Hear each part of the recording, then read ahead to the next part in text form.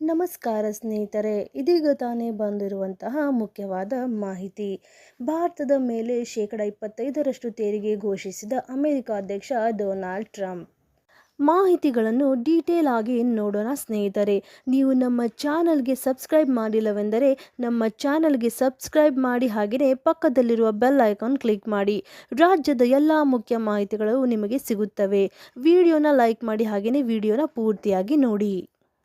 America ಮತ್ತು ಭಾರತ ನಡುವೆ ವ್ಯಾಪಾರ ಒಪ್ಪಂದ ಏರ್ಪಟ್ಟಿದೆ. ಸ್ವೀಕರಿಸಿದ ಮಾಹಿತಿಯ ಪ್ರಕಾರ ಅಮೆರಿಕ ಭಾರತದ ಮೇಲೆ 25% ಸುಂಕ ವಿಧಿಸಿದೆ. ಅಮೆರಿಕ ಅಧ್ಯಕ್ಷ ಡೊನಾಲ್ಡ್ ಟ್ರಂಪ್ ಅವರನ್ನೇ ಇದನ್ನು ಘೋಷಿಸಿದ್ದಾರೆ. ಆಗಸ್ಟ್ 1ರಿಂದ ಇದು ಭಾರತಕ್ಕೂ ಅನ್ವಯವಾಗಲಿದೆ ಎಂದು ಟ್ರಂಪ್ ಹೇಳಿದ್ದಾರೆ. ವಾಸ್ತವವಾಗಿ ಭಾರತ ಮತ್ತು ಅಮೆರಿಕ ನಡುವೆ ವ್ಯಾಪಾರ ಒಪ್ಪಂದದ ಕುರಿತು ಬಹಳ ಸಮಯದಿಂದ ಮಾತುಕತೆ ನಡೆಯುತ್ತಿತ್ತು. ಈಗ ಟ್ರಂಪ್ ಅವರೇ ಸಾಮಾಜಿಕ ಮಾಧ್ಯಮ ವೇದಿಕೆ ಟ್ರುತ್ ಸೋಷಲ್ನಲ್ಲಿ ಈ ಬಗ್ಗೆ ಮಾಹಿತಿ ನೀಡಿದ್ದಾರೆ.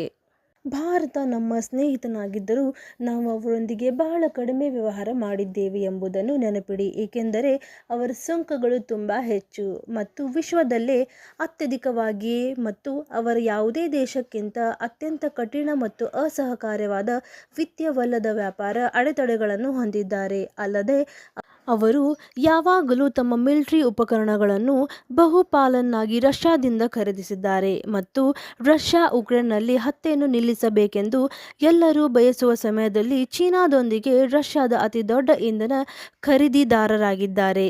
ಇವೆಲ್ಲವೂ ಒಳ್ಳೆಯ ವಿಚಾರವಲ್ಲ.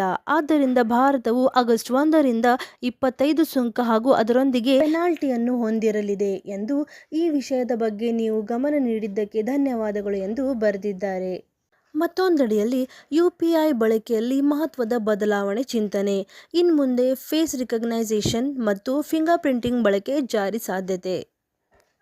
ಹೌದು ಸ್ನೇಹಿತರೆ, UPI ಬಳಕೆಯು ಇನ್ನೂ ಸರಳವಾಗುವ ನಿರೀಕ್ಷೆ ಇದೆ. ಸಾಮಾನ್ಯವಾಗಿ UPI ಮುಖಾಂತರ ಪಾವತಿ ಮಾಡುವಾಗ ಪಿನ್ ನಮೂದಿಸುವ ಬದಲಿಗೆ ಫೇಸ್ ರಿಕಗ್ನೈಸೇಷನ್ ಮತ್ತು ಫಿಂಗರ್ ಪ್ರಿಂಟಿಂಗ್ ಅವಕಾಶ ಕೊಡಲು ಭಾರತದ ರಾಷ್ಟ್ರೀಯ ನಿಗಮ NPCI ಚಿಂತನೆ ನಡೆಸಿದೆ ಎನ್ನಲಾಗಿದೆ. ಮತ್ತೊಂದೆಡೆಯಲ್ಲಿ ರಾಜ್ಯದಲ್ಲಿ ಬೆಚ್ಚಿ ಬೀಳಿಸುವ ಘಟನೆ. ಹೆತ್ತ ತಾಯಿಯನ್ನೇ ಕೊಂದು ಶವ ಸುಟ್ಟಿ ಹಾಕಿ ಪಕ್ಕದಲ್ಲಿ ಮಲಗಿದ ಪಾಪಿ ಮಗ. ಚಿಕ್ಕಮಗಳೂರಿನಲ್ಲಿ ಬೆಚ್ಚಿ ಬೀಳಿಸುವ ಘಟನೆ ನಡೆದಿದ್ದು, ಮಗನೊಬ್ಬ ಹೆತ್ತ ತಾಯಿಯನ್ನೇ ಕೊಲೆ ಮಾಡಿದ್ದು ಅಲ್ಲದೆ ಶವವನ್ನು ಸುಟ್ಟು ಹಾಕಿದ್ದಾನೆ.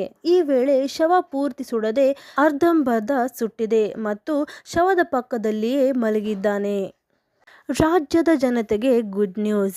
ಓಲಾ, ಊಬರ್ ರೀತಿಯಲ್ಲಿ ರಾಜ್ಯದಲ್ಲಿ ಆಂಬ್ಯುಲೆನ್ಸ್ ಸೇವೆ ಆರಂಭ. ಸರ್ಕಾರದಿಂದಲೇ ದರ ನಿಗದಿ ಮತ್ತು ಆ್ಯಪ್ನಲ್ಲಿ ಬುಕಿಂಗ್.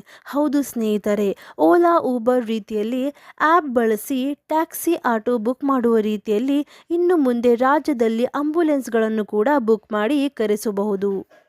ಈಗಾಗಲೇ ಗುರುಗ್ರಾಮದಲ್ಲಿ ಖಾಸಗಿ ಕಂಪನಿಯೊಂದು ಇಂತಹ ಸೇವೆ ಆರಂಭಿಸಿದ್ದು, ಅದೇ ಮಾದರಿಯಲ್ಲಿ ರಾಜ್ಯ ಸರ್ಕಾರ ಕೂಡ ಆಂಬ್ಯುಲೆನ್ಸ್ ಸೇವೆಯನ್ನು ಕಲ್ಪಿಸಲು ಮುಂದಾಗಿದೆ. ನಮ್ಮ ಎಲ್ಲ ಮಾಹಿತಿಗಳು ಇಷ್ಟವಾಗಿದ್ದರೆ ವಿಡಿಯೋಗೆ ಲೈಕ್ ಮಾಡಿ, ಹಾಗೆ ನಮ್ಮ ಚಾನಲ್ಗೆ ಸಬ್ಸ್ಕ್ರೈಬ್ ಮಾಡಿ, ಹಾಗೆಯೇ ಕಮೆಂಟ್ ಕೂಡ ಮಾಡಿ.